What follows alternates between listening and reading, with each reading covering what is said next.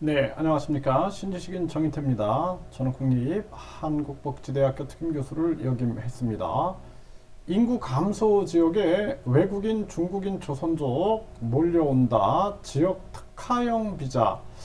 네, 그래서 법무부에서 지역 특화형 비자다 해서 인구 감소 지역. 네, 그래서 이 기사가 쏟아져 나오고 있습니다. 뭐 제천시 네, 지역 특화형 비자 시범 사업 선정, 뭐 고흥군, 가평군, 네, 그리고 보성군, 뭐 이렇게 해서 전북도 뭐 계속 나오고 있죠. 네, 그래서 이게 무려 이제 89곳이다라는 거죠. 89곳. 그래서 우리나라에 89곳이 이 인구 감소 지역이 되고 있다라는 것입니다. 네, 그래서 이 중국 동포 신문에 따르면은 네, 이제 중국 동포와 외국인 2022년 10월 4일부터 시행될 지역 특화형 비자 시범 사업. 그러니까 인구 감소 지역에 중국인 조선족 그리고 외국인들이 거주할 수 있게끔 비자를 주게 되는 거죠. 네, 그래서 네, 법무부에서 지자체 수요 기반 지역 특화형 비자를 시범 실시한다라는 것입니다. 네, 그래서 이렇게 지역 특화형 비자 시범 사업, 뭐 보성군에서 89곳이 대상이 되는데요. 그래서 여기 보면은 이제 외국인 유학생 같은 경우에는 한국어 능력 시험 3급, 국내 전문학사 이상 소지자로 이 보성군에 5년 이상 취업, 창업, 거주하는 조건이다라는 거예요. 네, 그리고 이제 동포, 네, 동포들을 그러니까 중국인 조선족이죠. 네, 그래서 이 중국인 조선족 이러한 분들 같은 경우에는 이 동포 비자를 가지고 있는 이러한 분들이 또 대상이 된다라는 것입니다. 네, 이렇게 되면은 이제 우리나라 지방에 많은 외국인들이 거주할 수 있는 그러한 상황이 되는 거죠. 이게 이제 뭐 우리나라가 저출산 고령화 문제가 아주 심각하고 이게 단기간에 이거를 해결할 수가 없죠, 지금. 그러다 보니까 정부도 이러한 정책을 지금 사용하고 있는 것입니다. 네, 그래서 지금 현재 같은 경우에는 방법이 없는 거예요, 방법이.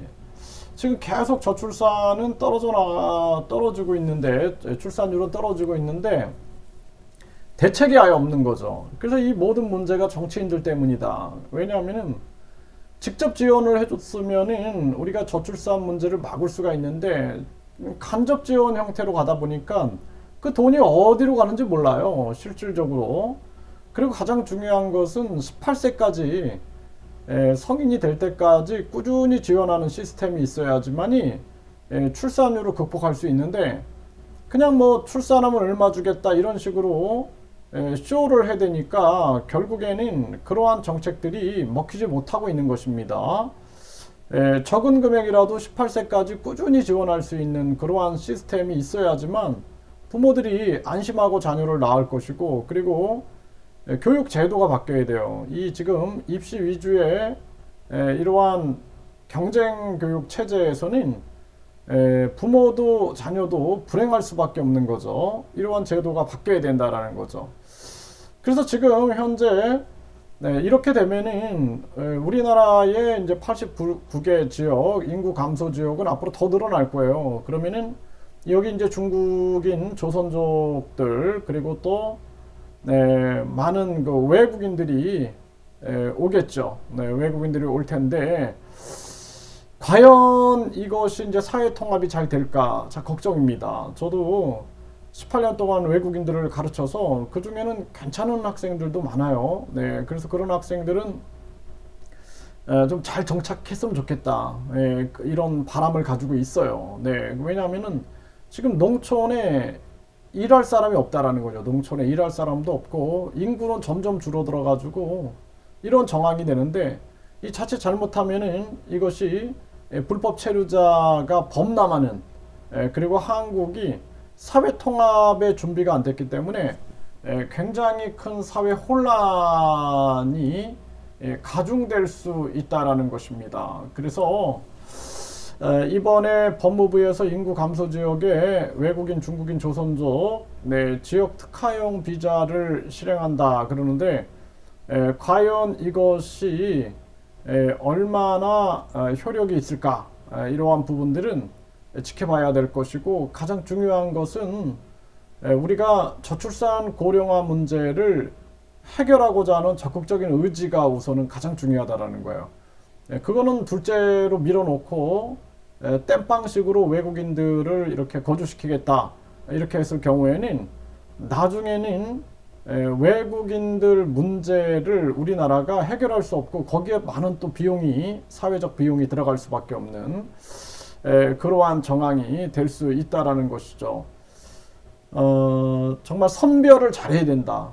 선별을 잘해서 뭐 외국인 유학생들도 그렇고 외국인 근로자들도 그렇고 우리 사회에 꼭 필요하면은 꼭 필요한 사람들이 돼야 되죠. 그런데 철저하게 선별해서 우리 사회에 또 우리 국익에 도움이 되지 않으면 안 된다, 이런 생각을 하게 되고, 우선은 저출산 고령화 문제를 해결해야 된다.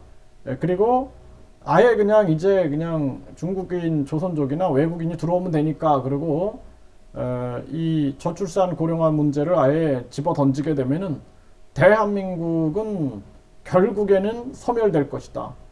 지방 소멸 이후에 이제 수도권 소멸이 오게 되고, 그리고 서울도 소멸되는 거죠. 특정 지역만 한국인이 살게 되고, 나중에는 결국에는 중국이나 북한에 흡수될 수밖에 없다. 안타까운 상황으로 대한민국이 가고 있다, 이렇게 볼 수 있습니다.